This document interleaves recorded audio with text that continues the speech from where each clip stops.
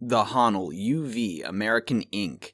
EVG ESP200 is a 13 kilowatt UV power supply that operates off a 480 vac 3-phase and uses a custom 4-foot UV bulb. We received this unit from a major tire manufacturer, and due to the large amount of UV energy, we constructed a custom air-cooled chamber to fully test the system after repair.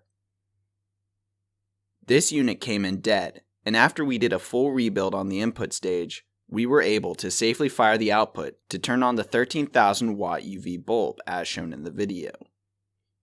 ERD performs UV driver repair on a daily basis, and we work on UV used in process such as this one, along with water disinfection, such as the Trojan 4000 system we repair. Thanks for checking out the video. Subscribe to ERD TV for more videos of our repairs.